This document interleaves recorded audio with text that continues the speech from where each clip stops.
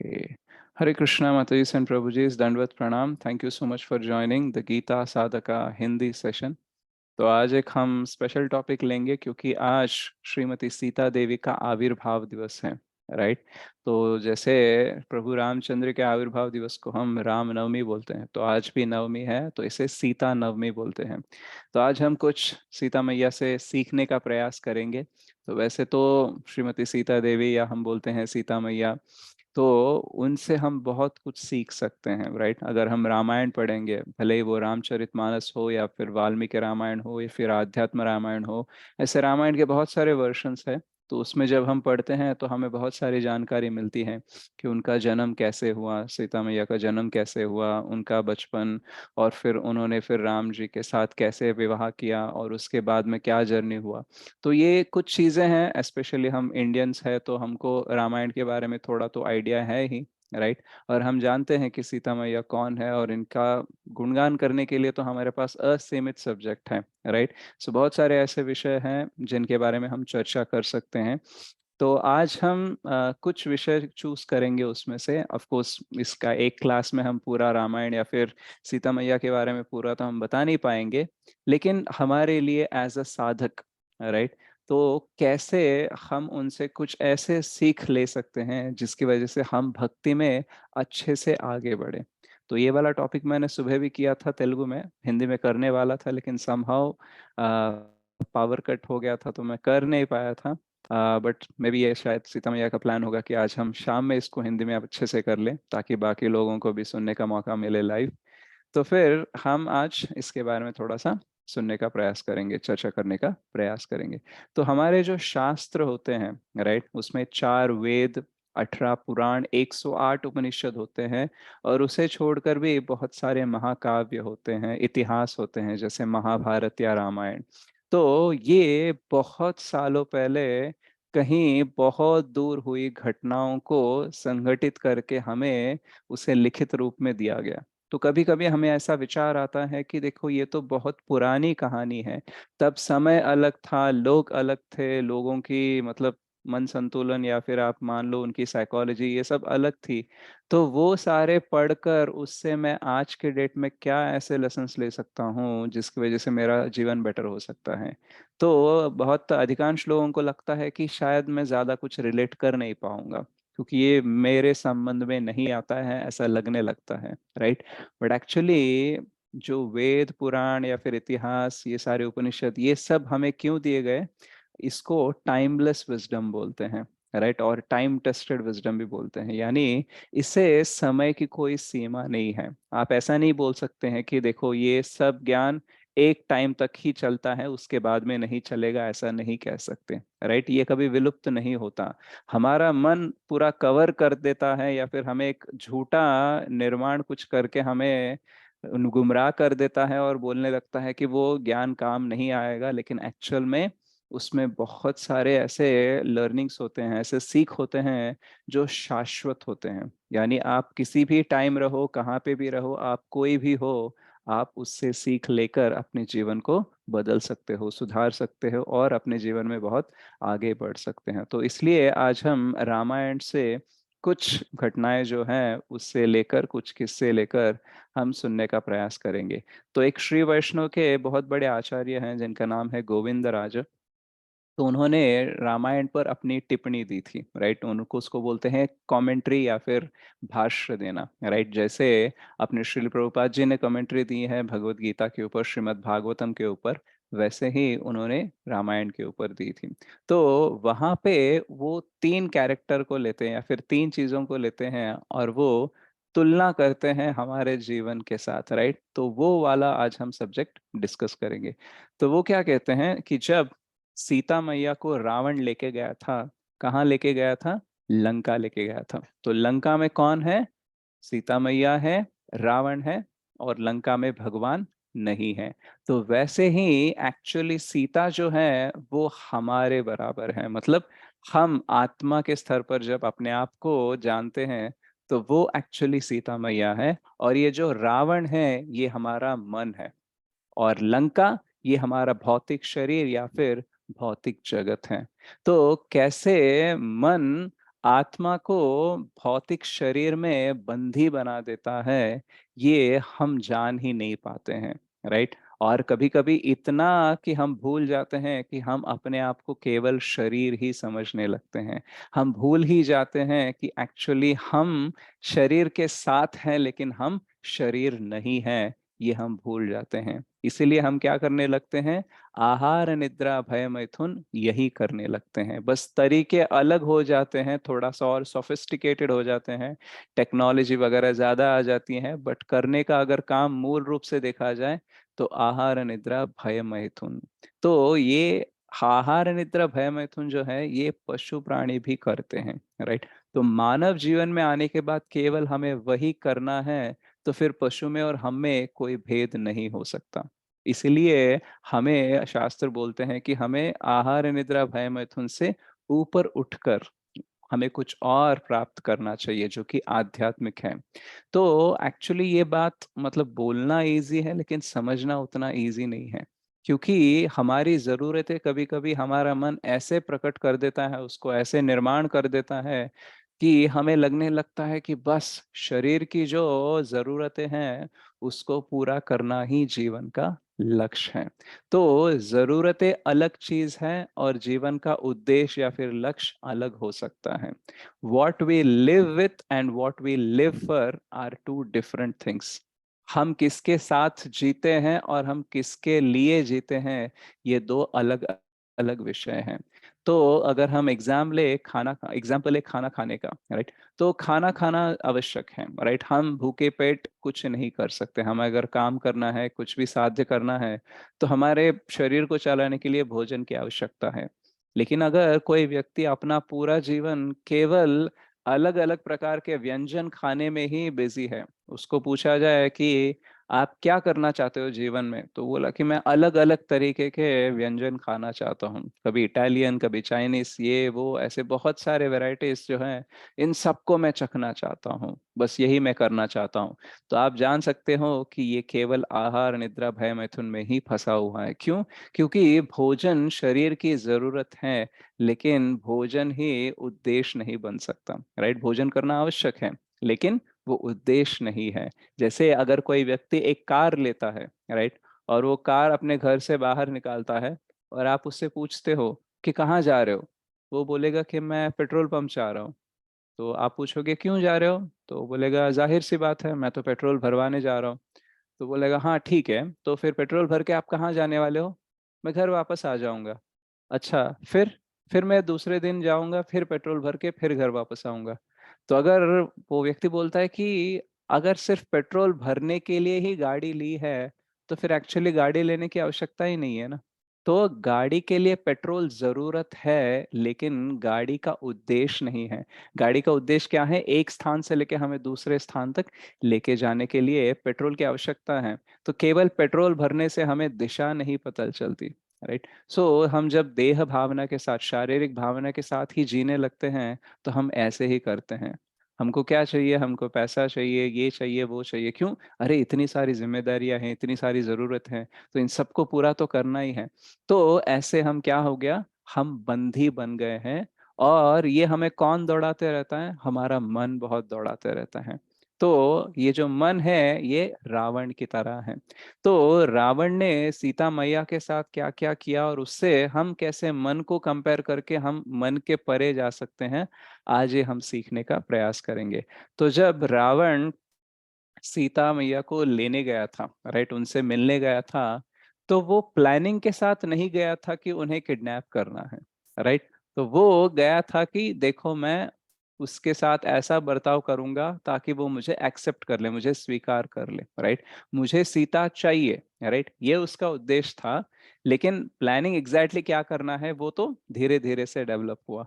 तो पहले वो जब मिला था वो साधु के रूप में गया था, राइट? तो जब साधु के रूप में गया था, तो उसने पहली चीज़ क्या की? उसने सीता के शरीर का वर्णन किया, राइट? ऐसा वर्णन किया कि मतलब जैसे जनरली देखो, आप कोई पुरुष अगर किसी स्त्री को आकर्षित करना चाहता है तो उसके सौंदर्य के बारे में बात करेगा, राइट। उसके बारे में बात करने से क्या होता है कि वो मोहित होने की मतलब एक अवसर हो सकता है कि वो मोहित हो जाए और उसको सामने वाले को स्वीकार करे। तो रावण ने सोचा कि चलो पहला तो हमारा अस्त्र जो है हम यही करेंगे कि हम उसके सौंदर्य का वर्णन करेंगे। तो जब ये रावण सीता मैया के सौंदर्य का वर्णन कर रहा था, इतना डिटेल में अंग अंग को लेकर इतना वर्णन कर रहा था, तो सीता मैया सोच रही थी कि ये साधु है, इसे ऐसी बात तो नहीं करनी चाहिए। तो वो आकर्षित तो नहीं हो रही थी, उल्टा ये सोचने लगी थी कि इसको ऐसे करना नहीं चाहिए था। तो फिर फेशियल एक्सप्रेशंस देके सामने वालों को समझ में आ जाता है कि ये मेरे झांसे में आ रहा है कि नहीं आ रहा है। तो वैसे ही रावण को समझ गया कि देखो ये पहली वाली जो स्ट्रेटेजी है ना, वो तो काम नहीं कर रही है, अब कुछ और करना पड़ेगा। तो उसने सेकंड क्या किया, उसने अपने बारे में गुणगान करना शुरू किया। वो उसका लंकेश का जो रूप है उसको उसने दिखाया और बोला, तुम जानती हो मैं कौन हूँ, मैं लंकेश हूँ, मेरे पास सोने की लंका है और मैं तुम्हें अपनी मुख्य रानी बनाना चाहता हूँ, तो तुम मुझे स्वीकार करो, मेरे पास बहुत सारी चीज है और मैं तुम्हें बहुत कुछ भोग दे सकता हूँ। तो ये सब प्रलोभन देने का उसने प्रयास किया, लेकिन सीता मैया बिल्कुल भी इंटरेस्टेड नहीं थी। तब तीसरी बार उसने क्या किया, अभी सेकंड स्ट्रैटेजी फेल हो गई, तो थर्ड स्ट्रैटेजी थी कि भगवान के बारे में यानी प्रभु रामचंद्र के बारे में बहुत ही इंसल्टिंग वर्ड्स, उनका अपमान करते हुए उसने बात करना शुरू किया।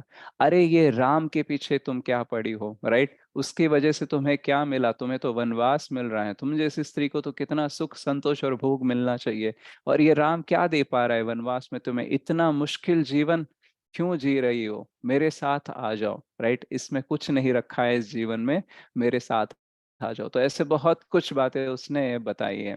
तो फर्स्ट उसने क्या किया, सौंदर्य का वर्णन किया। दूसरा उसने अपने बारे में गुणगान किया। और तीसरा प्रभु रामचंद्र के बारे में अपमान करने लायक बातें कही।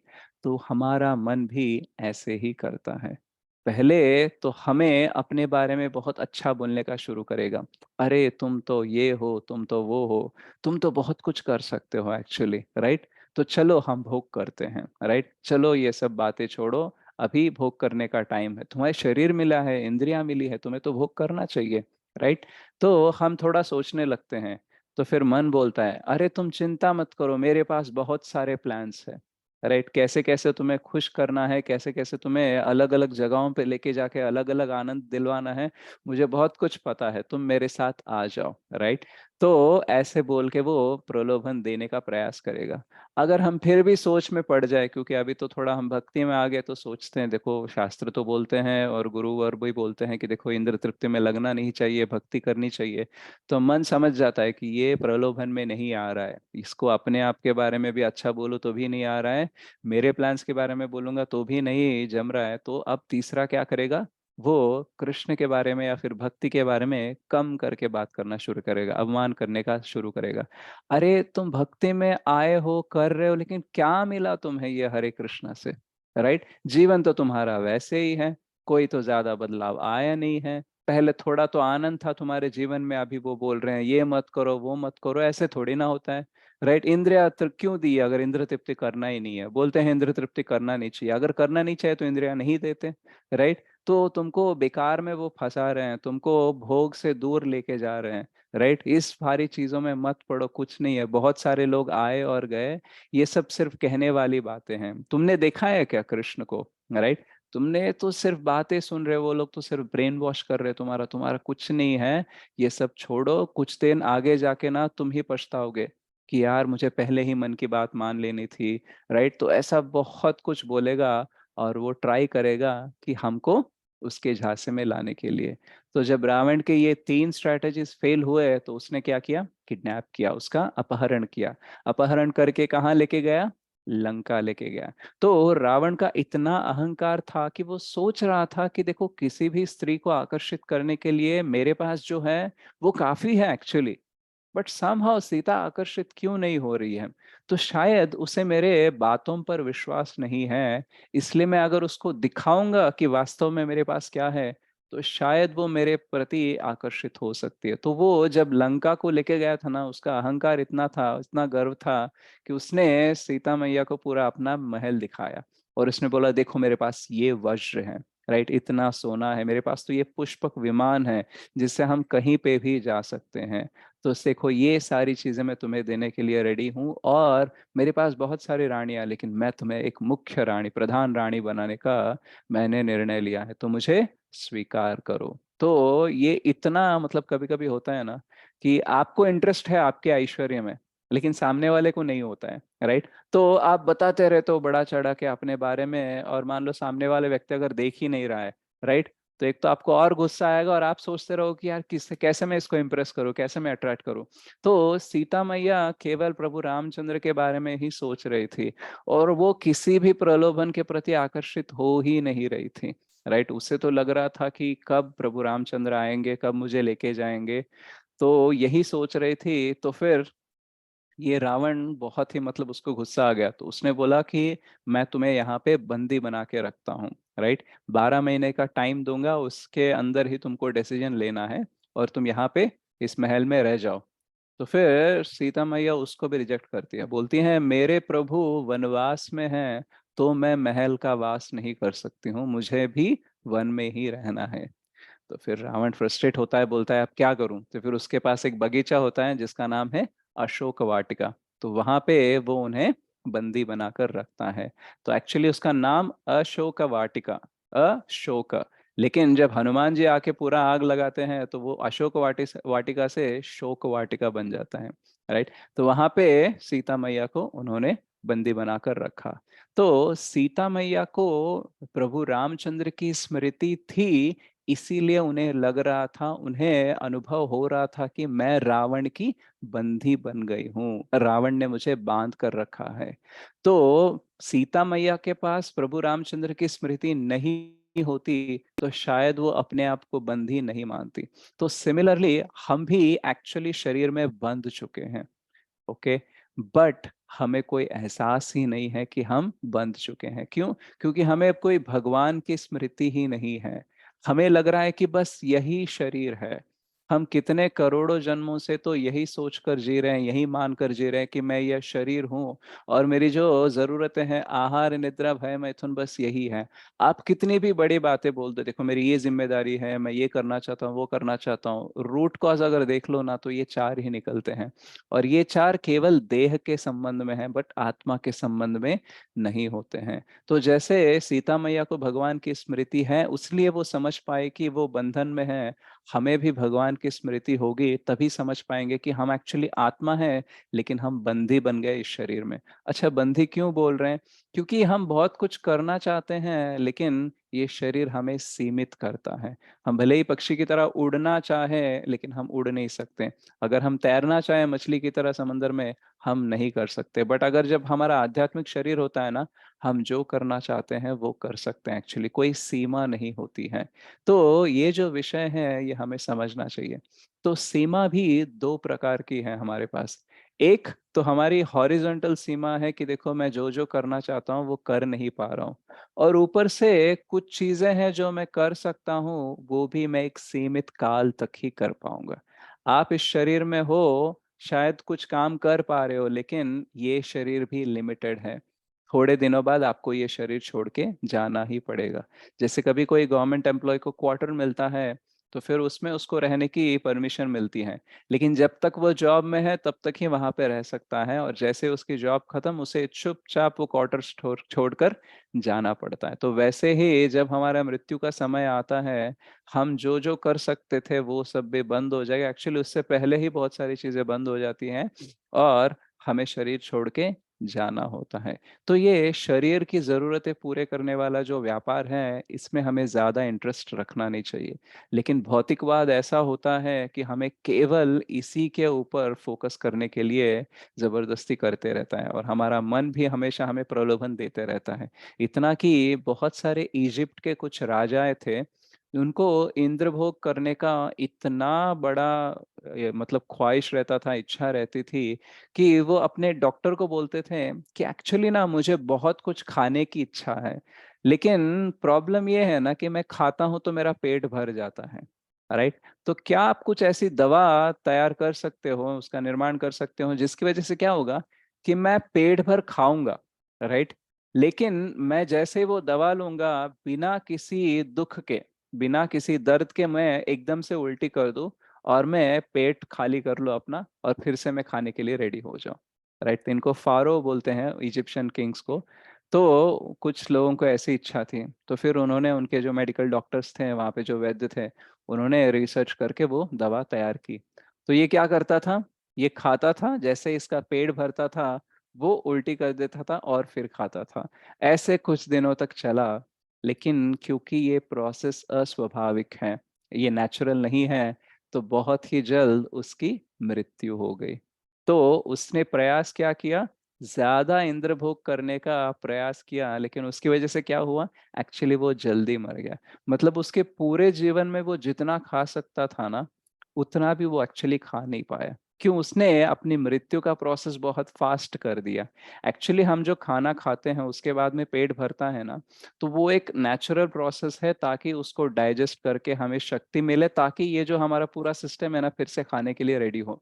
तो उसको टाइम दिए बिना अगर आप खाते रहे खाते रहे खाते रहे, तो क्या हो जाएगा, इतना अननेचुरल बन जाएगा कि आपको खाने की शक्ति कम हो जाएगी और बॉडी भी एकदम विचलित हो जाएगी, and over a period of time आपकी मृत्यु हो जाएगी।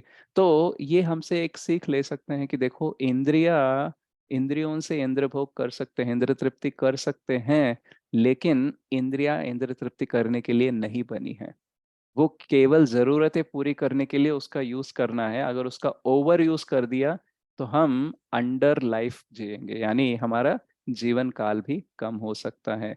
तो हमारी जो भावना होती है ना, खाने की या फिर कोई भौतिक इच्छा, उसका कोई लॉजिक नहीं होता कभी कभी। मतलब जिह्वा को जो चाहिए ना वो चाहिए, भले ही पेट उसके लिए सफर हो। राइट, देखो अच्छा जो खाना होता है ना, पौष्टिक आहार होता है ना, उसमें टेस्ट नहीं होता ज्यादा, लेकिन जो पेट के लिए अच्छा नहीं होता, मसालेदार होता है, वो जीवा के लिए बहुत अच्छा लगता है। राइट, तो बहुत बार क्या होता है कि हम टेस्ट कौन सा अच्छा लगता है वो खाते हैं, शरीर के लिए कौन सा अच्छा है वो नहीं खाते हैं। मतलब देखो, हमारे जिह्वा और शरीर, पेट के बीच में ही कितना आउट ऑफ सिंक होता है। तो ये कौन करता है आउट ऑफ सिंक, मन करता है। उसको क्या है, उसको बस इच्छा पूर्ण हो जाए, बात का बाद में देख लेंगे। राइट, उसका ऐसा है। लेकिन ये जब कनेक्टेड है तो हम ऐसे बोल नहीं सकते ना कि बात का बाद में देख लेंगे, क्योंकि अभी से मेरे को प्रॉपरली करना होगा, वरना बाद में सफर जब होंगे ना, तब मन क्या बोलेगा, अब मैंने तो सिर्फ प्लान दिया था कि खाओ, अब तुमने तो डिसाइड किया था खाने के लिए, अब भुग तो तुम्हें। तो क्या करता है मन, प्रलोभन देता है, उसके प्रलोभन में पड़ते हैं, तो फिर हम ही खुद सफर होते रहते हैं। तो इंद्र तृप्ति करना हमारे लिए उतना अच्छी बात नहीं है। तो रावण ने बहुत सारे प्रलोभन दिए सीता मैया को, लेकिन उनको भगवान की स्मृति थी, इसलिए वो कुछ भी इंद्र तृप्ति करने के लिए रेडी नहीं थी। इतना ही नहीं, रावण जो भी उनको खाने के लिए देता था वो भी नहीं खाती थी। वो बोलती थी कि रावण से जो कुछ भी मुझे मिलेगा उसका भोग मुझे नहीं करना है। तो ऐसे कंटिन्यू हो रहा था। तो अब ये हमारे जीवन में भी बहुत कुछ चलते रहता है कि बहुत बार हमें भी ऐसे प्रलोभन मिलते रहते हैं और हम कुछ करना चाहते हैं, लेकिन समहाउ मन हमारा इधर उधर भटका देता रहता है। तो मन आके बहुत सारे प्लान्स देता है, कभी कभी इतने टेम्पटिंग रहते हैं कि हमें भी सही लगने लगता है और एक्सेप्ट कर लेते हैं। लेकिन हमें क्या करना चाहिए, सीता मैया की तरह उसको रेसिस्ट करना चाहिए। यानी हमारे बीच में और मन के बीच में थोड़ा सा अवरोध लगाना जरूरी होता है।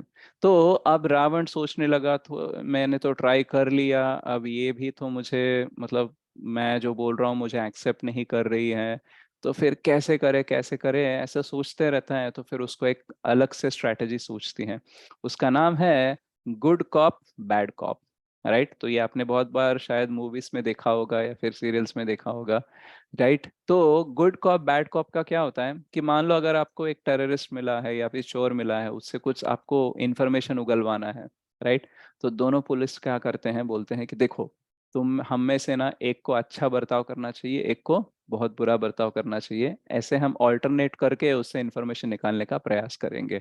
तो फिर एक पुलिस आता है, वो इतना मारता है, इतना मारता है वो चोर को या फिर वो टेररिस्ट को, कि मतलब मरने लायक मार देता है। राइट, लेकिन जिंदा छोड़ता है और वो चला जाता है, और ये दूसरा वाला आता है, आके बोलते हैं, अरे रे रे रे रे रे, तुम्हारे साथ ये किसने किया, और इधर उधर चिल्लाता है, किसने किया इसको, यहाँ पे आके किसने मारा, ऐसे ऐसे थोड़ी ना ट्रीट करते हैं। मान लिया कि उसने गलती की थी, थोड़ी ना ऐसे कोई मार देता है उसको, राइट? थोड़ी तो इंसानियत होनी चाहिए।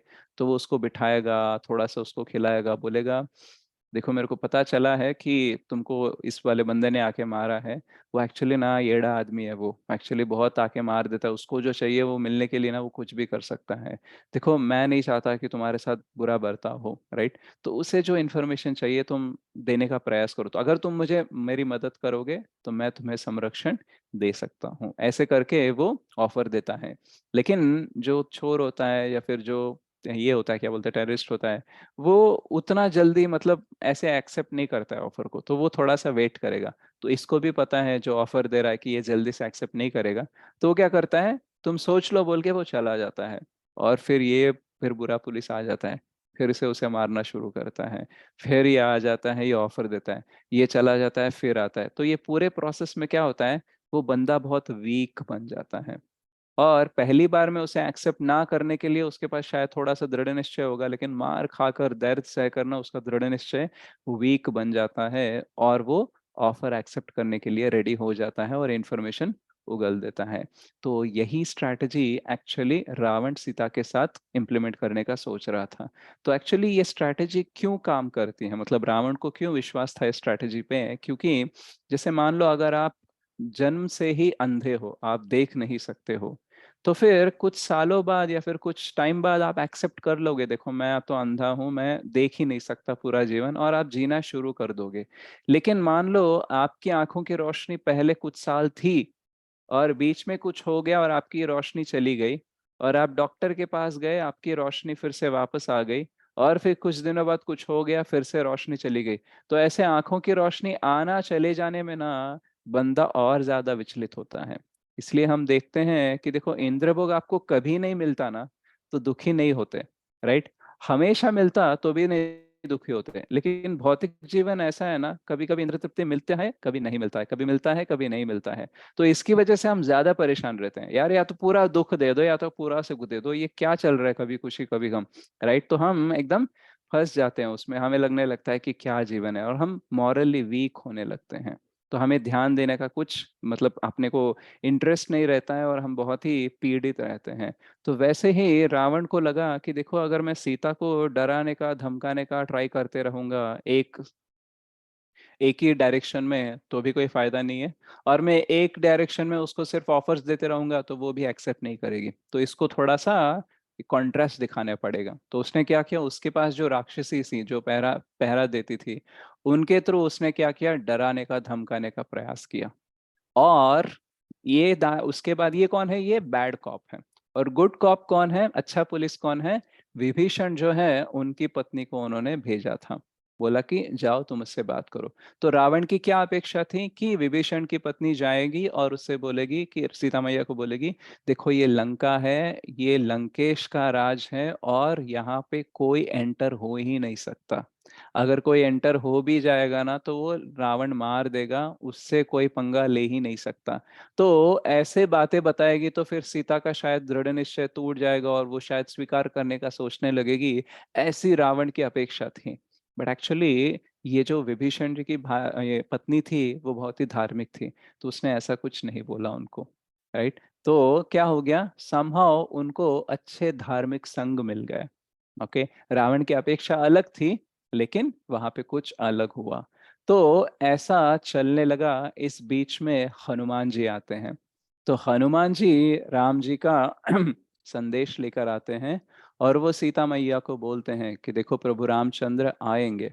उन्होंने अभी जैसे ही मैं जाऊंगा उन्हें पता लग जाएगा कि आप यहाँ पे हो, और वानर सेना इकट्ठा करके वो यहाँ पे आक्रमण करेंगे और आपको यहाँ से छुड़ा कर ले जाएंगे। एक्चुअली वो खुद भी बोलते हैं कि आप मेरे कंधे पे बैठ जाओ, मैं लेके जाता हूँ, लेकिन सीता मैया बोलती कि नहीं, मेरे प्रभु आएंगे, लेके जाएंगे, और ये उनका मिशन है, तो मैं इसमें कोई बाधा नहीं बनना चाहती हूँ प्लान चेंज करके, तो मैं यहीं पे रहूंगी, उन्हें आने दो। तो ये हनुमान जी वहां पे आके संदेश दिए।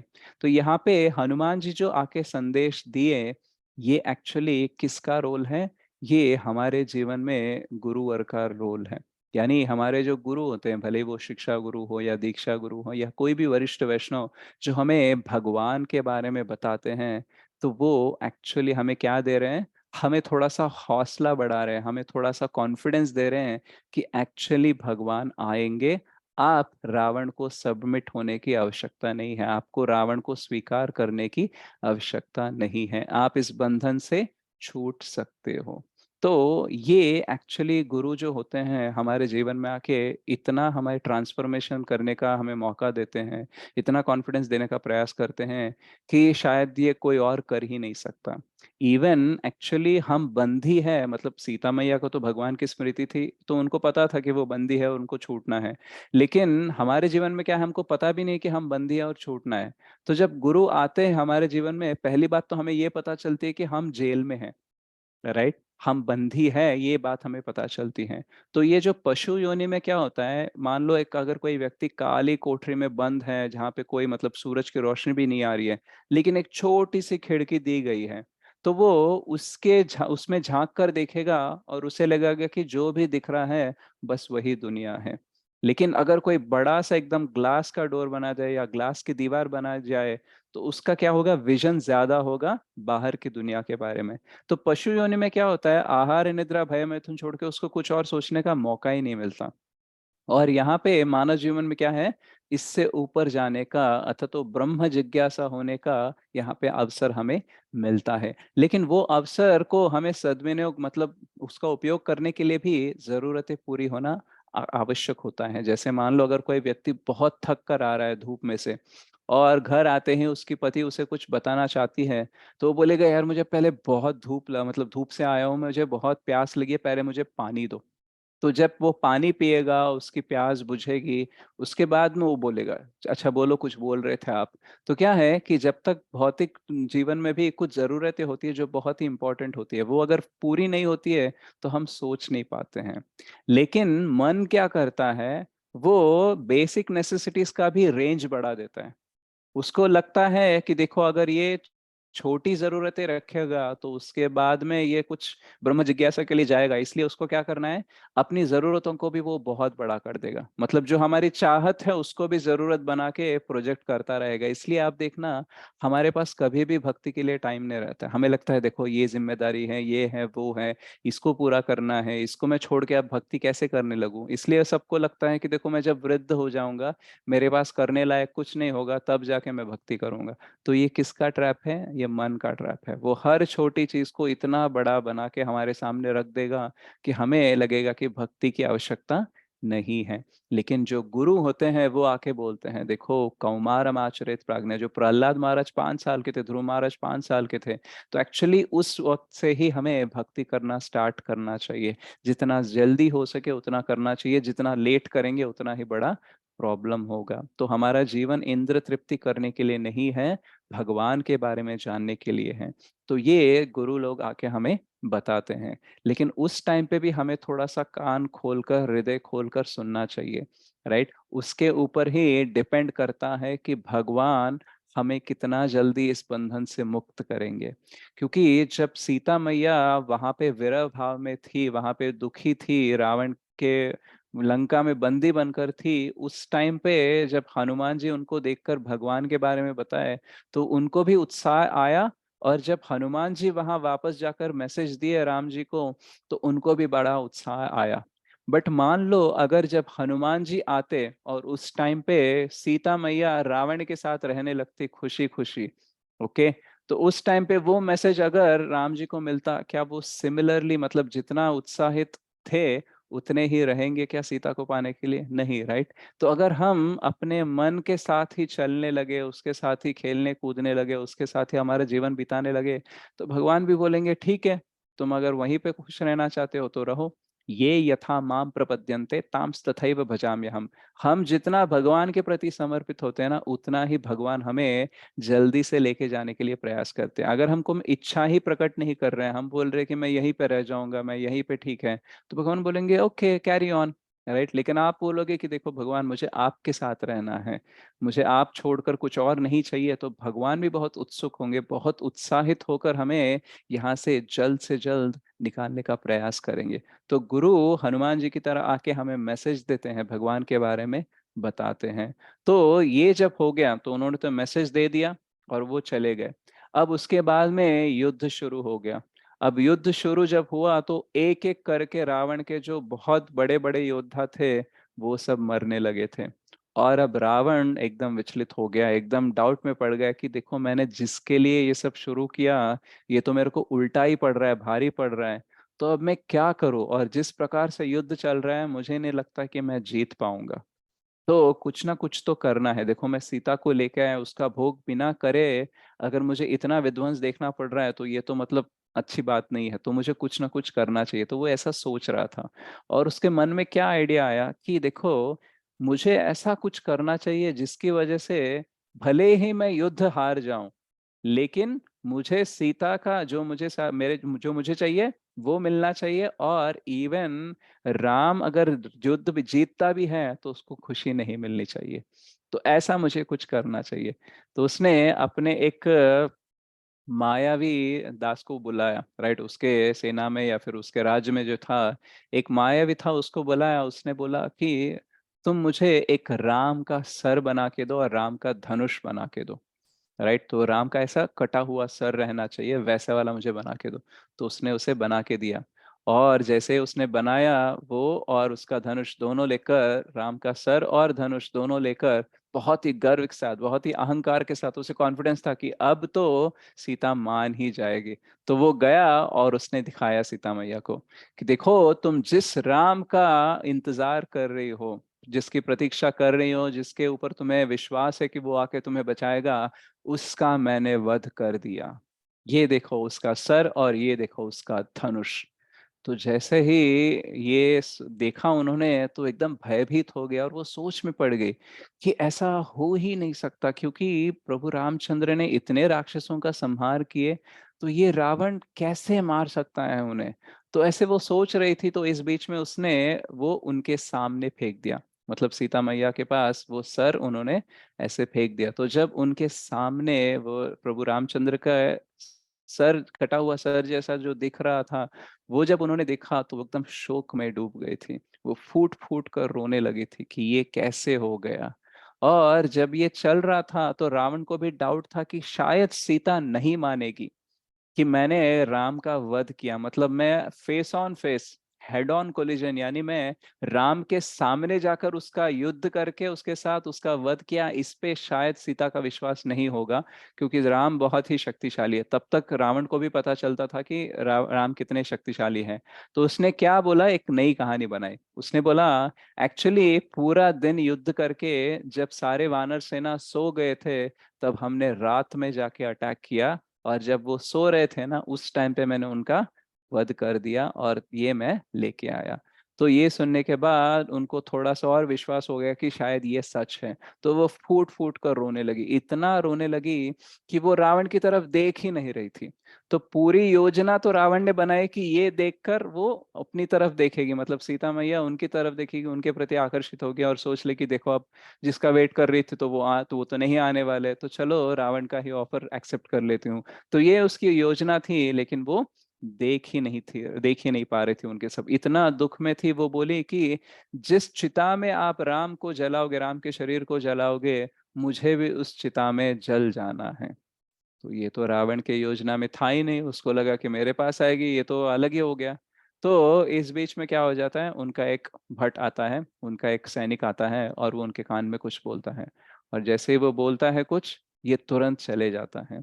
तो उस टाइम पे क्या होता है, मतलब रामायण में उस युद्ध कांड में, कि ये इंद्रजीत ने एक्चुअली एक ऐसा अस्त्र यूज किया जिसकी वजह से सब लोग बेहोश हो जाते हैं। और सब लोग समझने लगते हैं रावण सेना में कि अब हमारा युद्ध ऑलमोस्ट हमने जीत ही लिया। लेकिन उस टाइम पे हनुमान जी जाके संजीवनी भी लेके आते हैं, तो ये पूरा प्रोसेस चलते रहता है। और ये चौकन्ने नहीं रहते हैं उतना। और इस बीच में क्या हो जाता है, वानर सेना एकदम से लंका में भी घुस जाती है, मतलब दीवार चढ़ के भी एंटर होना शुरू करते हैं। तो उस टाइम पे वो सैनिक आके उनको अलर्ट करता है कि देखो ये हो रहा है। तो वैसे ही सुनते ही वो तुरंत चले जाता है। तो जब रावण चले जाता है तो सीता मैया वहां पे रोती हुई वहां पे होती है। तो वहां पे विभीषण जी की पत्नी जाती हैं और वो बोलती हैं कि ओ सीता, तुम शोक मत करो, तुम मत रो। एक्चुअली युद्ध अभी भी जारी है और प्रभु रामचंद्र जीवित है। तो जब ये पहली बार बोलती हैं, तो एक्चुअली सीता बहुत दुःख में है, तो वो सुन भी नहीं पाती हैं। लेकिन जब वो दूसरी बार दोहराती हैं कि प्रभु रामचंद्र अभी भी जीवित हैं, तो उस टाइम में जान आ जाती है। क्योंकि जो व्यक्ति वो सोच रहे थे कि उनकी मृत्यु हो गई है, ये सुनकर के वो जीवित हैं, तो वो एकदम से पुनः जीवित हो जाती हैं। तो हमें कभी-कभी भौतिकवादी लोग या फिर हमारा मन आके हमें ऐसा प्रलोभन देने का प्रयास करता है, या फिर हमें ऐसी वार्निंग देता है कि बोल देता है कि देखो अब भगवान नहीं रहे, भगवान मर गए, राइट? वो क्या हो जाता है कि कुछ साइंटिस्ट थे, आधुनिक वैज्ञानिक थे, उन्होंने बोला था कि एक्चुअली ये जो भगवान की भक्ति करने वाले हैं ना, ये अंधश्रद्धा वाले हैं। मतलब इनको कुछ टेक्नोलॉजी का, विज्ञान का कुछ ज्ञान नहीं होता है, इसलिए वो भगवान के ऊपर विश्वास करते हैं। जैसे जैसे ही विज्ञान बढ़ते जाएगा, वैसे वैसे लोगों का भगवान के ऊपर विश्वास उठ जाएगा और सब लोग नास्तिक बन जाएंगे एक दिन। और जैसे ही ऐसा होगा, भगवान अपने आप ही मर जाएंगे। तो ऐसे भविष्यवाणी आधुनिक वैज्ञानिक एक दिया था। और जिसने ये दिया था, वो 10-15 साल बाद तो मर गया, और भगवान अभी भी जीवित है, भगवान अभी भी चल रहे हैं। तो एक चीज मैंने बताना यहाँ पे मिस कर दिया कि जब हम गुड कॉप और बैड कॉप की बात कर रहे थे, तो हमारा मन हमारे साथ भी ऐसे ही करता है। पहले अगर हम कुछ अच्छा करना चाहते हैं, भक्ति करना चाहते हैं ना, तो वो पहले वो बैड कॉप बन के आता है। वो क्या बोलता है? अरे तुम करोगे भक्ति, 16 माला करोगे, नॉनवेज छोड़ोगे, ऑनियन गार्लिक खाना छोड़ोगे, तुमसे चाय नहीं छूटती, तुमसे कॉफी नहीं छूटती, तुमसे कुछ होता नहीं है। हर साल पे ना जनवरी 1 पे तुम ना इतने इतने बड़े रेजोल्यूशन बना लेते हो कि देखो मैं ये आदत बदलूंगा, वो आदत बदलूंगा। हफ्ते भर भी टिकती नहीं है तुम्हारा दृढ़ निश्चय, और तुम बोल रहे हो जीवन भर ये सब छोड़ दोगे। राइट, जीवन भर उनका संग छोड़ दोगे, यहाँ वहां जाना छोड़ दोगे। क्या बात कर रहे हो, तुमसे नहीं होगा, मैं लिख के दूंगा, राइट, गारंटी के साथ कि तुम्हारे साथ नहीं होगा। और हम थोड़ा सा सोचने लगेंगे, और फिर भी हम थोड़ा सा दृढ़ निश्चय बना के बोलते हैं नहीं नहीं, मैं तो प्रयास करूंगा, अब बहुत हो गया, अभी तो मेरे को थोड़ा सा अच्छा भक्त बनना है। तब ये मन सोचेगा कि ठीक है, अभी ये मान नहीं रहा है ना, तो इसको गुड कॉप बनता है। गुड कॉप कैसे बनेगा? हमें बोलेगा कि हाँ हाँ भक्ति करनी चाहिए, अच्छी बात है, राइट, लेकिन देखो जिम्मेदारी भी संभालनी पड़ेगी, राइट, तो तुम करो भक्ति, लेकिन थोड़ी थोड़ी करो, ओके, एकदम से पूरा एकदम से उठाने की जरूरत नहीं है, धीरे धीरे से करो, राइट। तो क्या करेगा, कृष्णा को नंबर 1 प्रायोरिटी हम बनाना चाहते हैं, लेकिन वो मन को पता है कि इसको मैं बोलूंगा कि कृष्ण को छोड़ दो तो नहीं छोड़ेगा। तो क्या करेगा, धीरे धीरे से नंबर 1 से नंबर 2, नंबर 3, 4, 5, 10 तक लेके आएगा, उसके बाद में कृष्ण को जीवन से गायब भी कर देगा। आपका देखना, कुछ लोग होते हैं जो 16 माला करते हैं कुछ दिन, उसके बाद में उनके जीवन में कुछ तो हो जाता है कि वो 16 से 10, 10 से 8, 8 से 4, 4 से 0, उनके जीवन में भक्ति ही नहीं रहता है।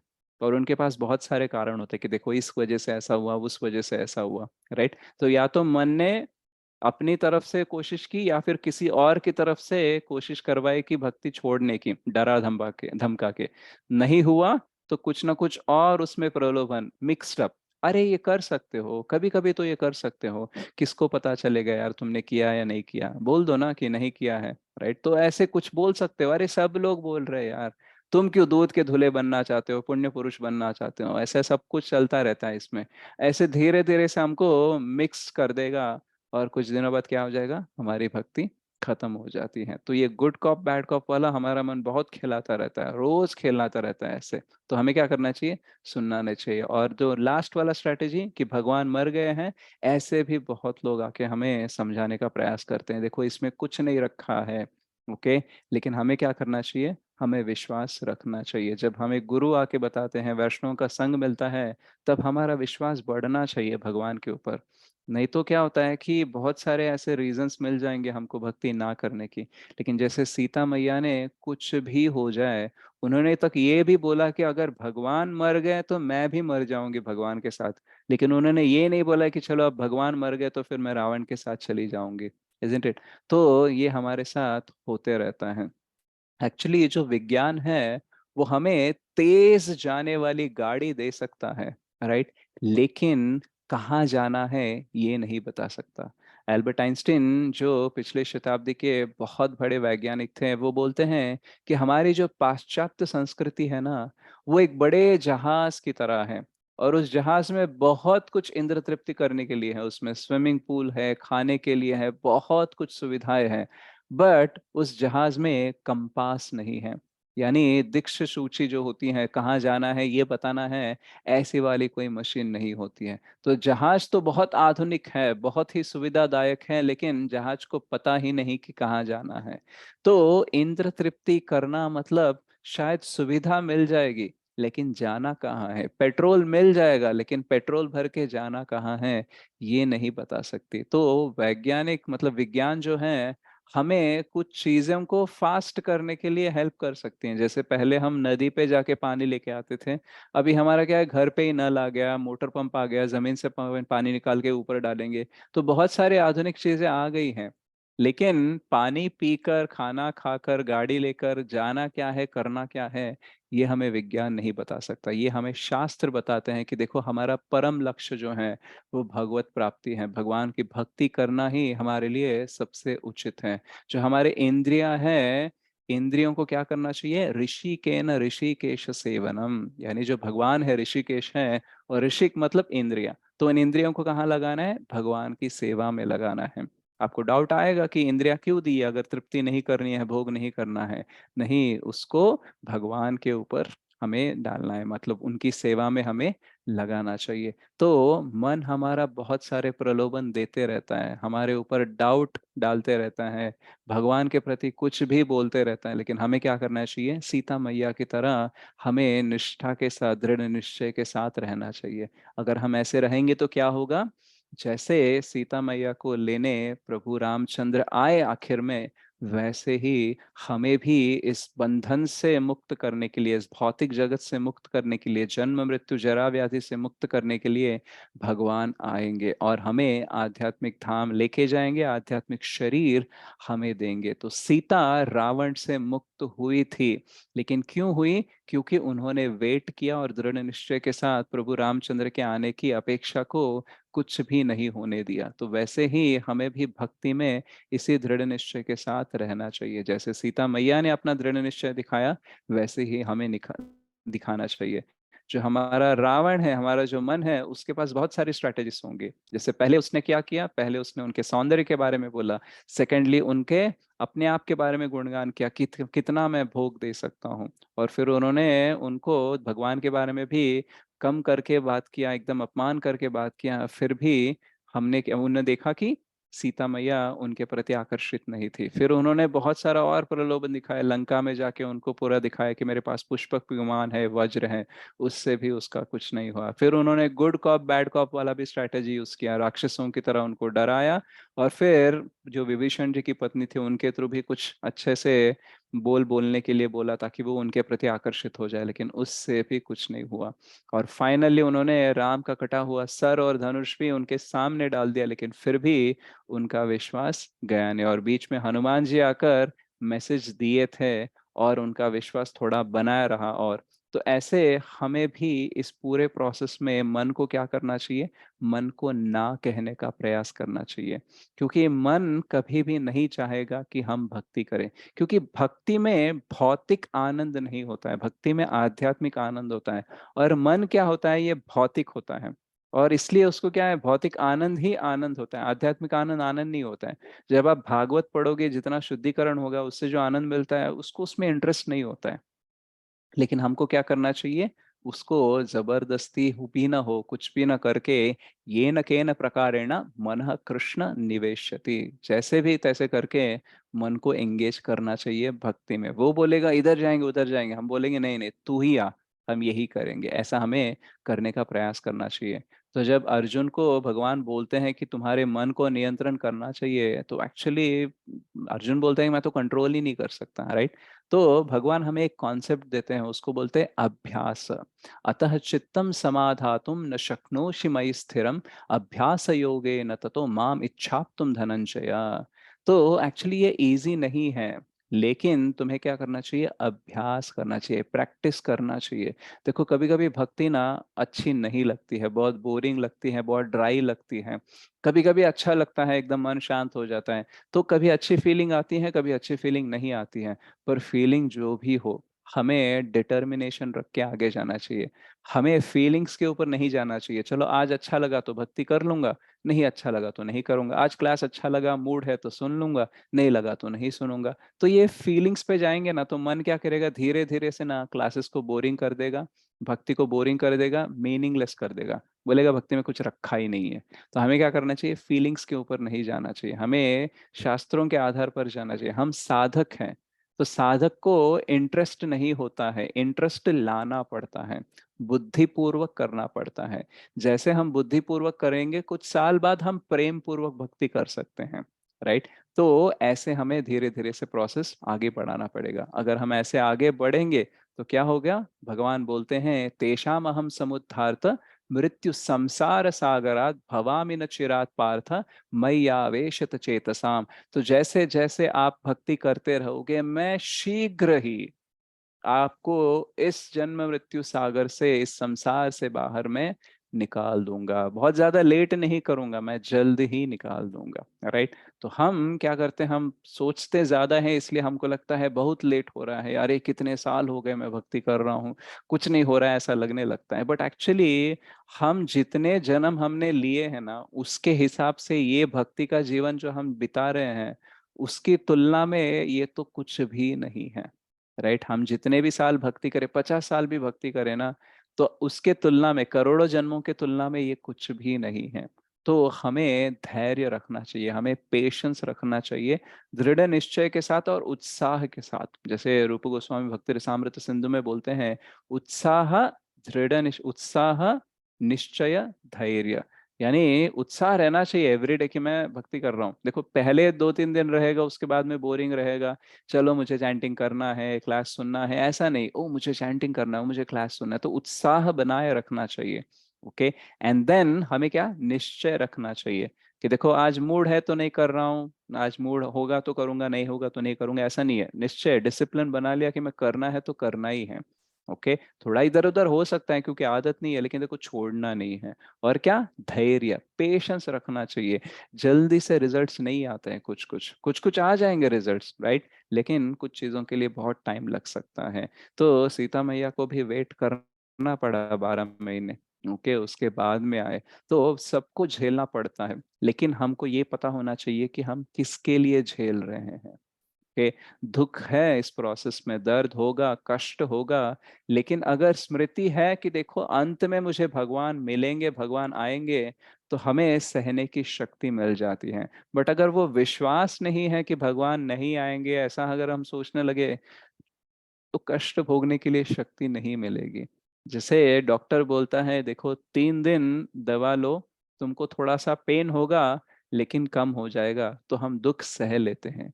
बट अगर डॉक्टर बोलेगा देखो दवा लो, मुझे भी नहीं पता कि तुम्हारा दर्द कब कम होगा, तो फिर एक्चुअली वो दुःख सहने में हमको बहुत मुश्किल लगेगा, राइट? तो ये जो प्रोसेस है भक्ति में, इसका एक है चीज कि कितना जल्दी किसका उद्धार होगा, इसको हम डिसाइड नहीं कर सकते हैं। बट अगर हम अच्छी श्रद्धा के साथ करेंगे, तो शीघ्र ही हम, भगवान हमें जो अल्टीमेट पर्पस है जीवन का, वो अचीव करने में हमें मदद कर देंगे इतनी शीघ्रता से कि हम शायद सोच ही नहीं पाएंगे, राइट? लेकिन अगर हम ज्यादा ही निरुत्साह होकर, निश्चय को खोकर, अगर पेशेंस खोकर रहेंगे, तो हर मिनट हमारे लिए बहुत मुश्किल जाएगा। तो हमें क्या सोचना चाहिए, देखो जैसे सीता मैया ने वेट किया, उनके लिए तो बहुत सारी मुश्किलें थी, राइट? लेकिन हमें उसके लिए उतना मुश्किल तो है नहीं है। और उनके लिए भगवान आए हैं तो हमारे लिए भी आएंगे। क्यों? क्योंकि भगवान दर्शा रहे हैं इन सारे इतिहास से कि देखो, मैं तुम्हारी रक्षा करने आ ही जाता हूँ, मैं तुम्हें बंधन से मुक्त करने के लिए आ ही जाता हूँ। तो ये इतिहास भले ही बहुत पुराना हो, राइट? लेकिन भगवान हमें यही दर्शाना चाहते हैं कि भले ही ये पुरानी है, लेकिन तुम्हारे लिए भी ये एप्लीकेबल है। तो इसलिए जैसे सीता मैया ने रावण को धिक्कारा, उसको स्वीकार नहीं किया, वैसे ही हमें क्या करना चाहिए, अपने मन को भी धिक्कारना चाहिए, उसको स्वीकार नहीं करना चाहिए। अगर मन आपका अच्छा बोल रहा है कुछ, ओके, अगर आप भक्ति में आगे बढ़ रहे हो, तो देन इट्स फाइन। बट अगर कुछ ऐसी योजना वो बना रहा है जिससे आप भगवान से दूर हो रहे हो, तो उसको तो आपको ना बोलना चाहिए। तो आपको मन को भी अपना मित्र बनाना चाहिए, और उस मित्र को क्यों यूज़ करना चाहिए? क्योंकि आप भक्ति में आगे बढ़ो। अगर मन का कोई भी प्लान आपका और भगवान के बीच में डिस्टेंस बढ़ा रहा है तो उसको रिजेक्ट करो, अगर डिस्टेंस क्लोज कर रहा है तो उसको एक्सेप्ट कर सकते हो। जनरली मन हमें वैसे विचार नहीं देता है जिसके भगवान के पास चले जाए, वो हमें बुद्धि देती है एक्चुअली। मन क्या करता है, हमेशा दूर करने का, एंजॉय चाहिए, एंटरटेनमेंट चाहिए उसको, ओके। लेकिन बुद्धि को क्या चाहिए, बुद्धि को ये चाहिए कि आगे जाके मेरा भविष्य कैसा होगा, उज्जवल होगा या नहीं होगा, उसके बारे में बुद्धि सोचती है। तो इसलिए हमें क्या करना चाहिए, मन को ना बोलना चाहिए, और ये ना बोलने की शक्ति इतने आसानी से नहीं आएगी। हमको तो कभी कभी पता ही नहीं चलेगा कि हमने ना बोलना है या हाँ बोलना है। हमको लगेगा कि यार मैंने तो ना बोला था, ओके। फिर हमको लगेगा कि मैंने हाँ इसलिए बोला था क्योंकि अच्छा होगा। लेकिन मन इतना हमें उलझा देता है कि हमको पता भी नहीं चलता है कि किस चीज के लिए हाँ बोलना है, ना बोलना है। इसलिए हमें शास्त्रों का अध्ययन करना चाहिए, हरे कृष्ण महामंत्र का जप करना चाहिए, और वैष्णवों के संग में रहना चाहिए। तभी जाके हमें पता चलेगा कि किस चीज को ना बोलना है, कैसे ना बोलना है, और कैसे आगे बढ़ना है। तो आज बहुत ही पावन पर्व है, जो श्रीमती सीता देवी का आविर्भाव दिवस है, सीता नवमी है। तो आज हमने जो भी सीखा है उसे भक्ति में हम इम्प्लीमेंट करके अगर आगे बढ़ते रहेंगे तो हम भी अग्रसर हो सकते हैं अपने भक्ति में, कृष्ण कॉन्शियसनेस जर्नी में। तो बोलो प्रभु श्री रामचंद्र की जय, सीता मैया की जय, हनुमान जी जय की जय, श्रील प्रभुपाद जय की जय, सीता नवमी जय महामहोत्सव की जय। जय। हरे कृष्णा। अगर आपके कोई प्रश्न है तो आप पूछ सकते हैं।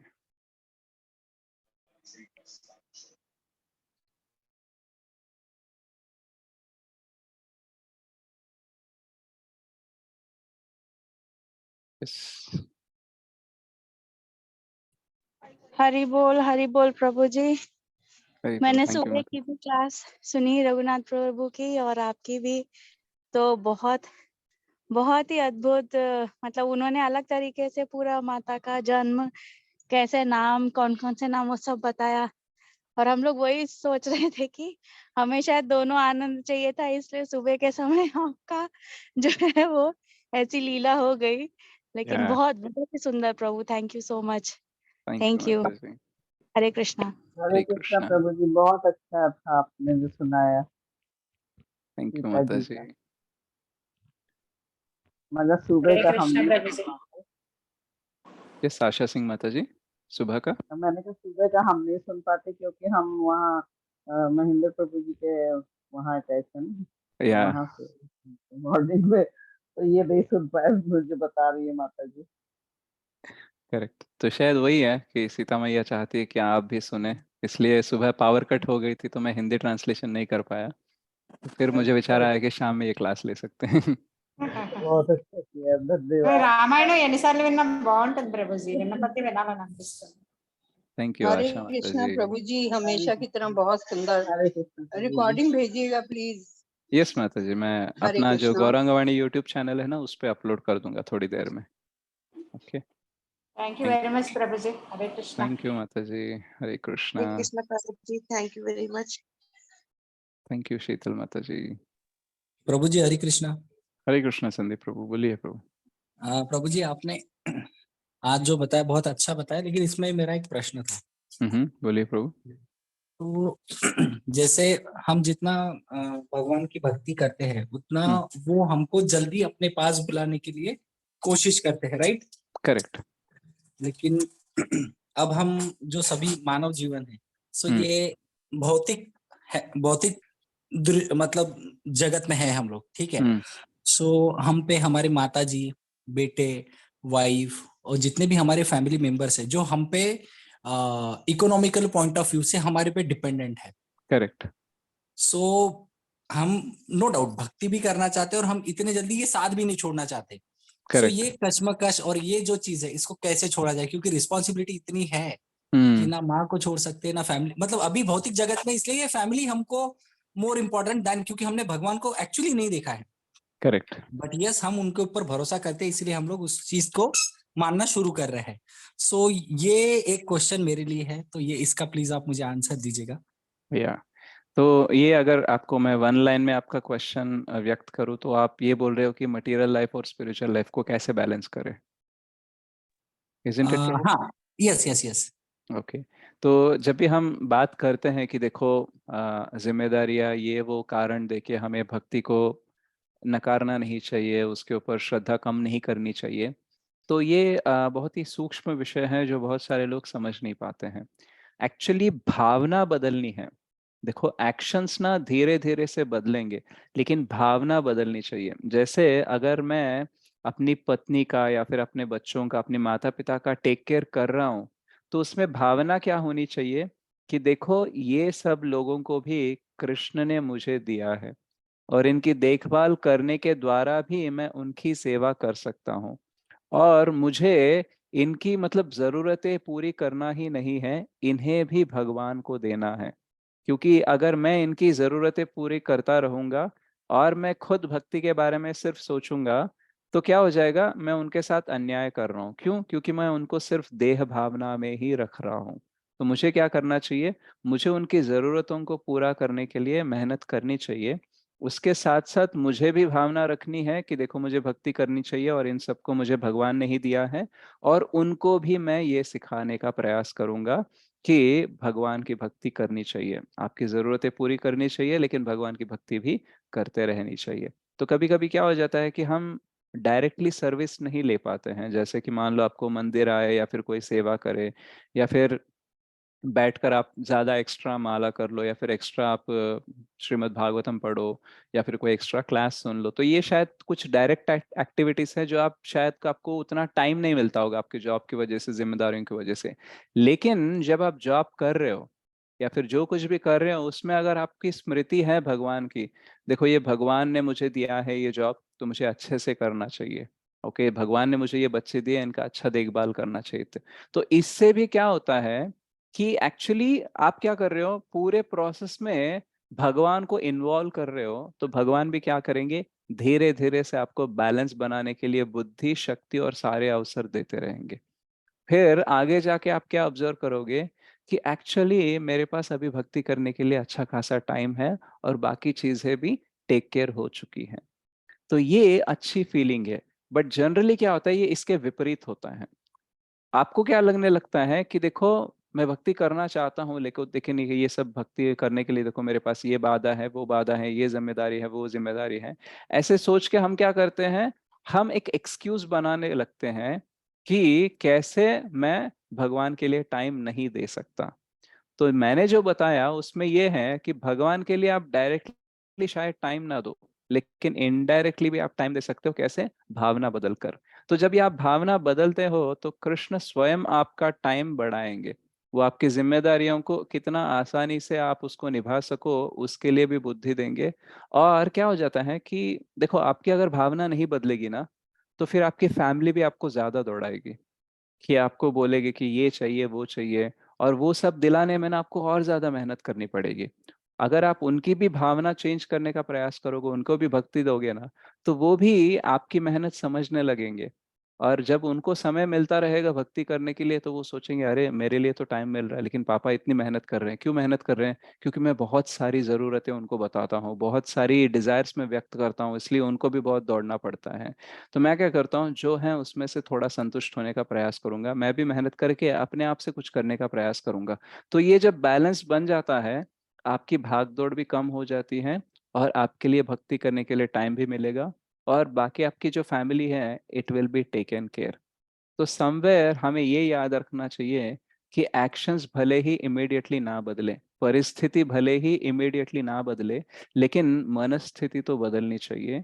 और जब मनस्थिति बदल जाएगी, हम भगवान की तरफ भावना रखना शुरू करेंगे, तो धीरे धीरे से ये बदलाव आते रहेंगे। तो सीता ने रावण को मना किया था, लेकिन वो रावण के चुंगल से बाहर निकलने के लिए उसको भी टाइम लगा।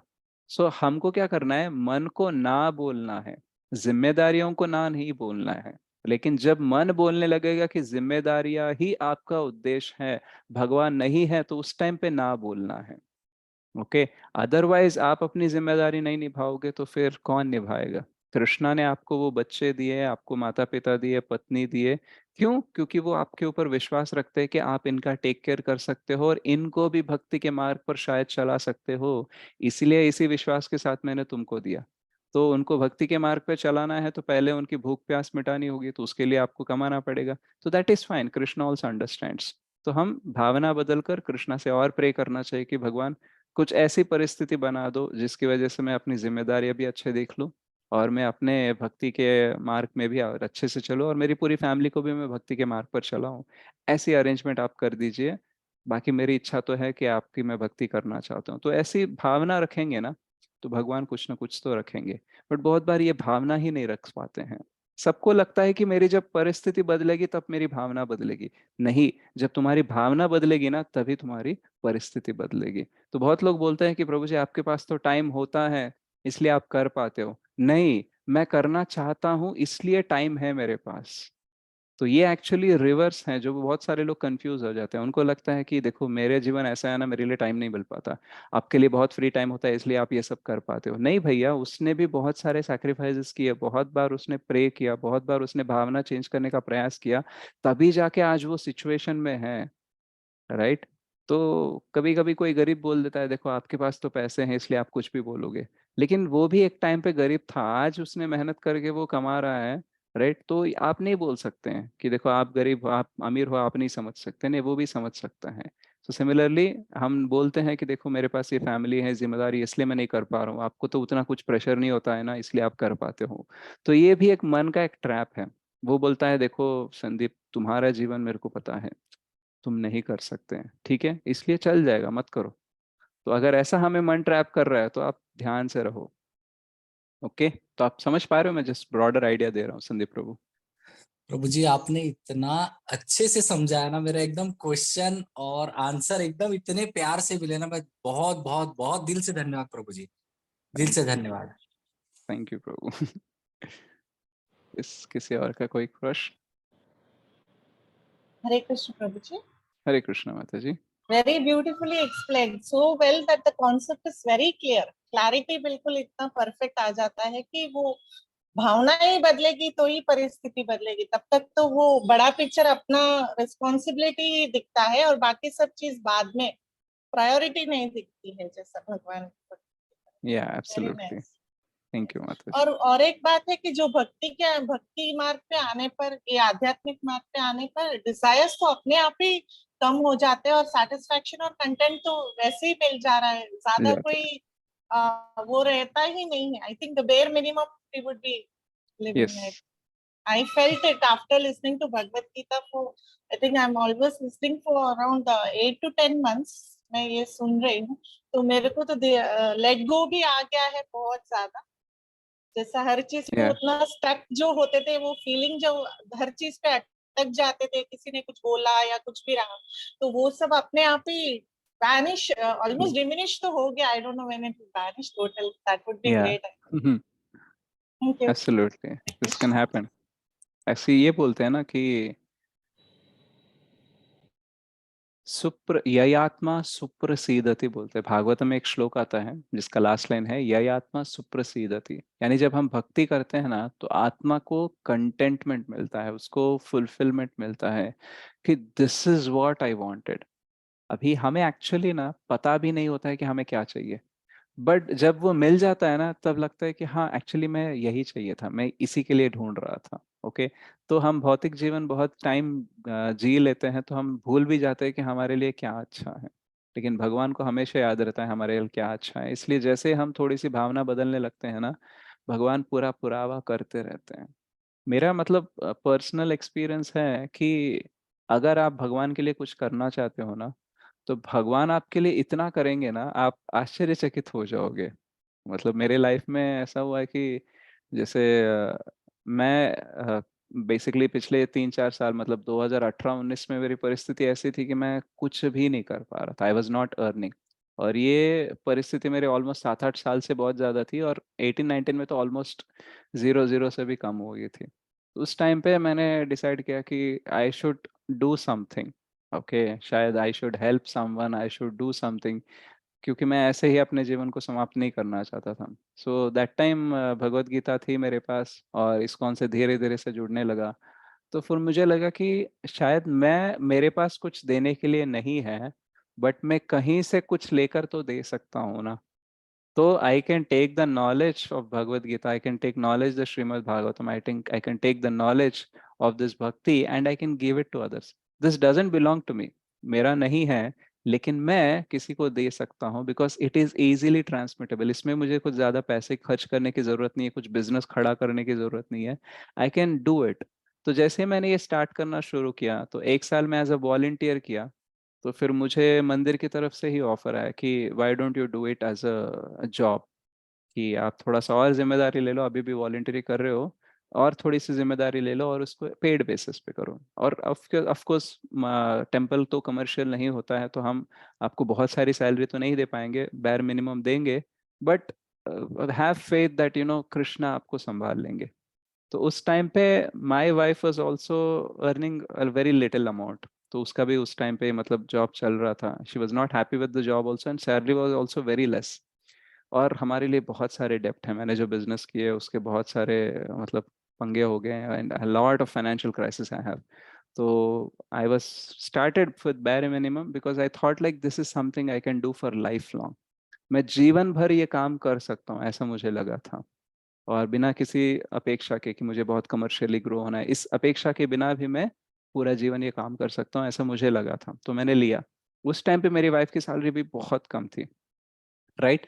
लेकिन जैसे मैंने ये सर्विस करना शुरू किया, ऑलमोस्ट 1 डेढ़ साल हो गया, my wife salary has become 2 times 3 times.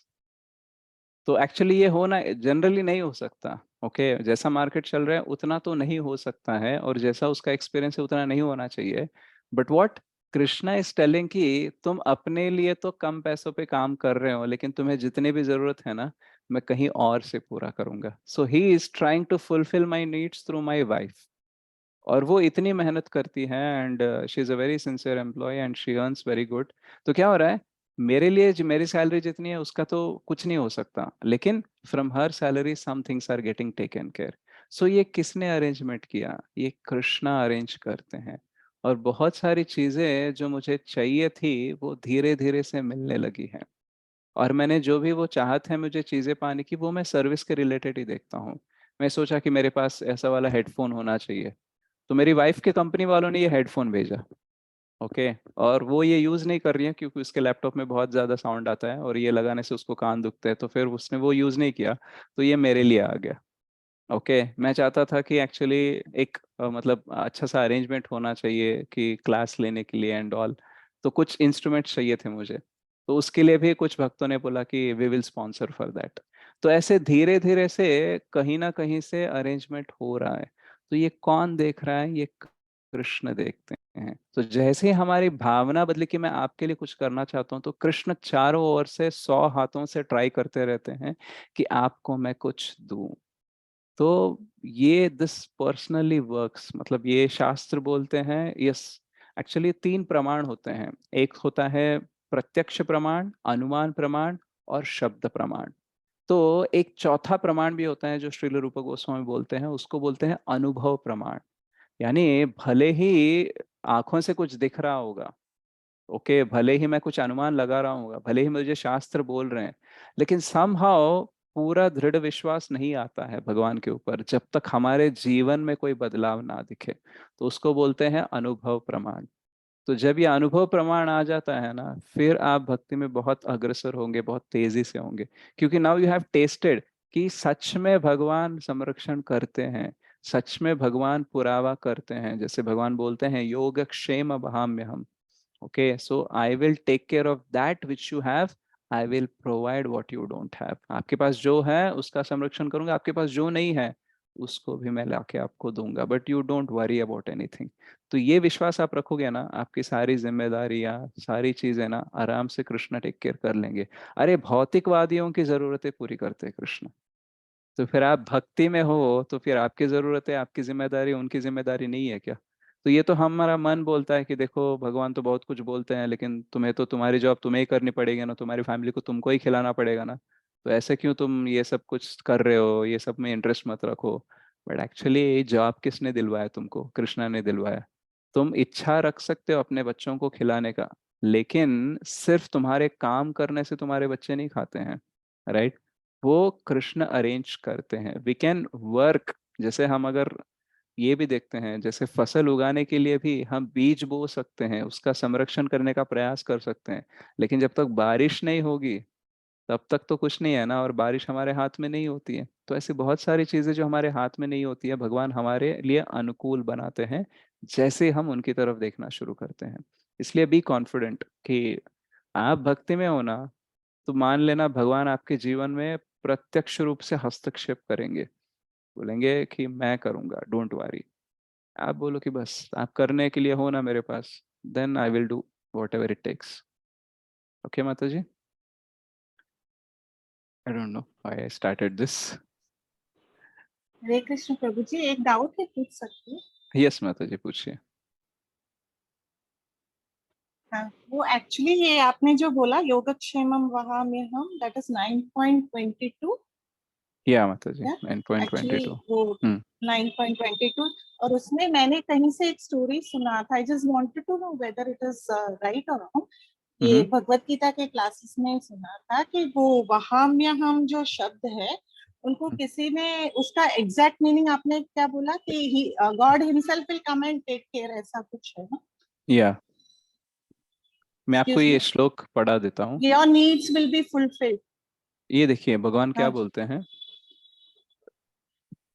I carry what they lack. अनन्याश्चिन्तयन्त्यो या अनन्याश्चिन्तयन्तो माम ये जनाः पर्युपासते तेषां नित्याभियुक्तानां योगक्षेमं वहाम्यहम्। परिपासते तेषां नित्ययुक्तानां योगक्षेमं। वहाम्यहम्। तो जो मेरे लिए पूजा करते हैं और एकदम एक्सक्लूसिवली, और जो मेरे ऊपर चिंतन मनन करते हैं मेरे दिव्य रूप पर, उनके लिए क्या कम है। I carry what they lack. उनकी जो कमी है वो उसको मैं पूरा करूंगा। And I preserve what they have. जो उनके पास ऑलरेडी है उसका मैं संरक्षण करूंगा। तो इसमें आपको क्या पूछना था माता जी? हाँ जी, तो वो वहाम्यहम का somebody has cut that word and made it a व into ब or something like that। वहाम्यहम ऐसा कोई स्टोरी है जहाँ पे उन्होंने वो स्ट्राइक करके वहाम्यहम बोले, तो why should the Lord carry my burden, या why should the Lord himself do so much for me बोल के somebody has changed it and put it into वहाम्यहम or something। I heard a story like that। तो मुझे ये पूछना था कि वो सही है, क्योंकि वो भगवान फिर उनके पास कुछ भी खाना पीना नहीं रहता। एक हस्बैंड दंपति की बात है, तो भगवान ने उनको ग्रोसरीज भिजवाया, ऐसा सुना है मैंने। तो फिर he realized that and he had a scar, he sent all the kirana groceries to the Mataji's house। भगवान खुद लेके आए हैं और उनके सर पे कोई स्कार था। तो वो उनके हस्बैंड आने पर, प्रभु जी घर पे आने पर जब ये माता जी पूछती है, तो उन्होंने बोल रहे हैं कि नहीं, मैंने कुछ भी नहीं भिजाया है। तो वो उनको बाद में रियलाइज होता है कि he had cut that word because he didn't feel like why should the Lord carry my, ऐसा बोल के। तो then he corrected and wrote it again to Bahamya। I heard in two नहीं instances नहीं actually, so I actually didn't। हाँ, वो दो जगह एक्चुअली मैंने सुना है वही सेम स्टोरी, इसलिए I just वो स्ट्राइक हुआ मेरे को ये पूछने के लिए या whether तो एक्चुअली क्या होता है कि it is true or योगक्षेम what वहाम्य is। हम योगक्षेम वहाम्य हम जो लाइन है ना, वो माता जी क्या करती है, वो लाइन को स्ट्राइक कर देती है। बोलती है कि देखो हम इतने गरीब हैं, हमारे लिए कुछ नहीं मिल रहा है, और तुम्हारे भगवान बोलते हैं योगक्षेम वहाम्य हम। ये तो गलत है, क्योंकि अगर ये सही होता तो वो हमारी देखभाल करते ना। तो वो क्या करती है, वो ऐसे कट कर देती है। ठीक है। और उसके बाद में क्या होता है कि ये आते हैं, कृष्ण और बलराम आते हैं, और उनको कृष्ण बलराम या फिर कृष्ण आते हैं। Okay, details are not important, concept is important. तो वो आके ग्रोसरीज पूरा दे के जाते हैं, और वो माता जी बोलती है किसने दिया, तो बोलते हैं आपके पति ने ही भेजा है। तो फिर वो आते हैं, वो दे के जाते हैं ना, तो वो बोलती है कि आप थोड़ा देर रुक जाओ, मैं खाना बनाती हूँ और आप खा के जाइए। तो बोलते हैं नहीं, आप बना सकते हो लेकिन हम खा नहीं सकते। क्यों? बोलते हैं कि हमारे ना जीभ पे एक ऐसा लाइन गिर गया है जिसकी वजह से हम खा नहीं सकते प्रॉपरली, दर्द होगा तो हम खा नहीं सकते। तो वो बोले कि ठीक है फिर आप जा सकते हो। तो फिर आए, वो सारा खाना बनाई। फिर जब पति वापस आए तो उन्होंने पूछा कि ये मतलब ये ग्रोसरीज और ये सब किसने दिया। तो वो बोलते हैं कि एक्चुअली कुछ लोग मतलब एक व्यक्ति आया था, उसने दिया, और मैंने उससे पूछा कि तुम भी बैठ जाओ, खाना खा के चले जाओ। लेकिन वो एक्चुअली उसके ना जीभ पे ऐसे लाइन गिर गई थी, तो उसने बोला कि मैं ऐसे खा नहीं सकता हूँ क्योंकि यहाँ पे मुझे थोड़ा सा घाव हो गया। तो जैसे उसने सुना, उस डिवोटी ने भगवत गीता ओपन करके देखा और उसने देखा कि वो वहां यहाँ पे जो लाइन गिरी थी ना, तो भगवान के मुख से निकली है ना भगवत गीता, तो उसके ऊपर लाइन मारना मतलब उनके जीवा के ऊपर लाइन मारना, तो इसलिए वो लाइन को वो मिटा देते हैं। तो एक्चुअली भगवान संरक्षण करते हैं जो हमारे पास है, और पुरावा करते हैं जो हमारे पास नहीं है, ये सत्य है। तो ये एक्चुअली स्टोरी हरे है कृष्णा, माता जी। प्रभु जी ये जयदेव की स्टोरी है शायद ना? ये जयदेव है या फिर नरसिम्हा मेहता है, या आई डोंट नो। जयदेव की है, जयदेव की। वो पंक्ति लिखते हैं ना, वो उनको सही नहीं जचती और उनकी पत्नी ये काट देती हैं काट देते हैं, लाइन, तो हाँ। भगवान को लगता है जैसे उनकी जिह्वा काट दी गई है। Correct correct. Hare Krishna. Okay Thank you Krishna so माता much ji. for the clarification. Thank you. Thank you माता Hare जी, Krishna. हरि बोल। Okay, any further question is there? Thank you Rimjhim माता जी, बिंदु माता जी, निर्मला गुप्ता माता जी, रागमंजरी देवीदासी माता ji. Any other question or comments before we close? Hare Krishna प्रभु जी। हरे कृष्णा अभय चौधरी प्रभु। Thank you for the wonderful session. Thank you so much आपने कहा प्रभु। था ना कि मैंने क्यों ये बोलना शुरू किया, तो मेरे अंदर कुछ क्वेश्चन था जो रिजॉल्व हो गया। ओ हरि बोल।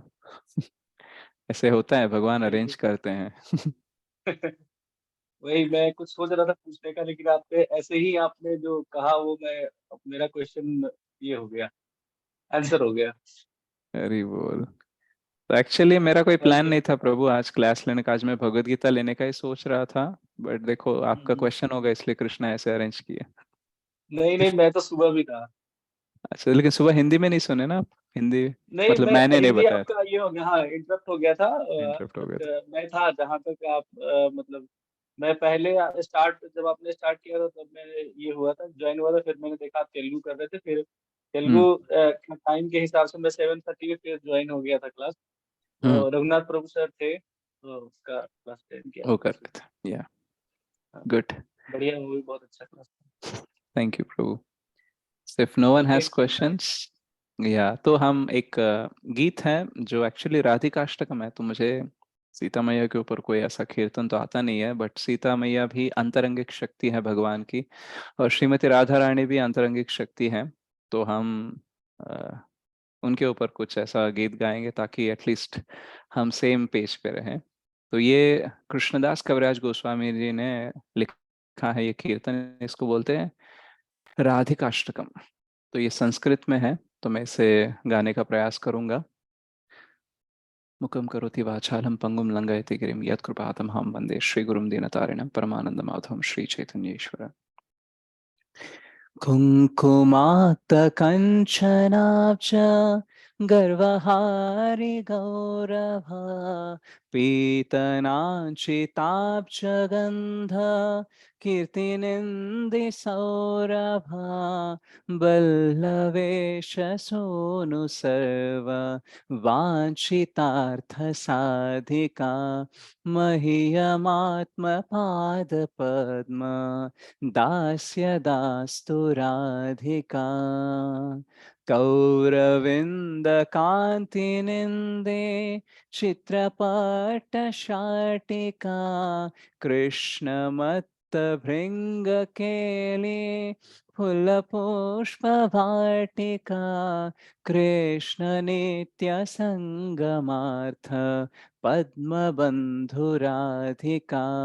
मह्यमात्मपादपद्म दास्य दास्तु राधिका सौकुमार्य सृष्टपल्ला वालिकीर्तिनिग्रह चन्द्रचन्दनोत्पलेन्दु सेव्यशीतविग्रह स्वाभिमर्शवल्लवीश कामतापबाधिका मह्यमात्मपादपद्म दास्य दास्तु राधिका विश्ववन्द्ययौवताभि वन्दितापि या रमा रूपनव्ययौवनादि सम्पदान यत्समा श्रीलहार्दलीलया च सायतोऽस्ति नाधिका मह्यमात्मपादपद्म दास्य दास्तु राधिका रासलास्य गीतनर्म सत्कलालि पंडिता प्रेम रम्य रूपवेश सद्गुणालि मंडिता वेश्वनव्य गोपयोषित आलितोऽपि याधिका मह्यमात्मपादपद्म दास्य दास्तु राधिका नित्यनव्यरूपकेली कृष्णभावसम्पदा कृष्णरागबन्धगोप युवतेषु कम्पदा कृष्णरूपवेशकेली लग्नसत्समाधिका मह्यमात्मपादपद्म दास्य दास्तु राधिका स्वेदकम्पकण्टकाशो गद्गदादिसञ्चिता मर्षहर्षवामतादि भवभूषणार्चिता कृष्णनेत्रतोषिरत्न मण्डनालिदाधिका मह्यमात्मपादपद्म दास्य दास्तु राधिका या क्षणार्ध कृष्ण विप्र योगसन्ततोदिता नेकदैन्य चापलादि भाववृन्दमोदिता यत्नलब्ध कृष्ण संग निर्गताखिलाधिका मह्यमात्मपादपद्म दास्य दास्तु राधिका अष्टकेन यस्त्वनेन नौति कृष्णवल्लभा दर्शनेऽपि शैलजादि योषिदालिदुर्लभा कृष्णसङ्गनन्दितात्मा दास्यसेदुभाजनं तं करोति नन्दिताले संशयाशु साजनं मह्यमात्मपादपद्म दास्य दास्तु राधिका मह्यमात्मपादपद्म दास्य दास्तु राधिका मह्यमात्मपादपद्म दास्य दास्तु राधिका मह्यमात्मपादपद्म दास्य दास्तु राधिका। श्री श्री राधिकाष्टकम की जय। थैंक यू सो मच माताजी एंड प्रभु जी।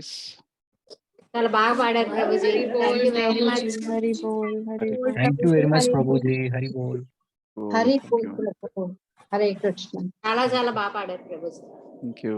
तो हम सीता मैया से प्रार्थना करते हैं कि जैसे उनके राम के प्रति प्रभु रामचंद्र के प्रति भक्ति है उसी प्रकार से हमें भी उनके भक्ति मिले और हम अपने भक्ति में कृष्ण भावनामृत के अपने सफर में अग्रसर होते रहें बिना किसी ऑब्स्टैकल्स के बिना किसी अवरोध के। Okay so thank you so much. वांछा कल्पतरुभ्यश्च कृपा सिंधुभ्यैव च पतितानां पावनेभ्यो वैष्णवेभ्यो नमो नमः। श्री श्री राधा मदन मोहन जी की जय। श्री श्री गौर निताई की जय। जय जगन्नाथ जय बलदेव जय सुभद्रा माई की जय। प्रभु रामचंद्र की जय। सीता मैया की जय। लक्ष्मण जी की जय। प्रभु हनुमान की जय। श्रील प्रभुपाद की जय। रामायण की जय। गौर भक्त वृंद के जय। अनंत कोटि वैष्णव वृंद की जय। कलयुग पावन हरिनाम संकीर्तन की जय। समावेत गौर भक्त वृंद की जय।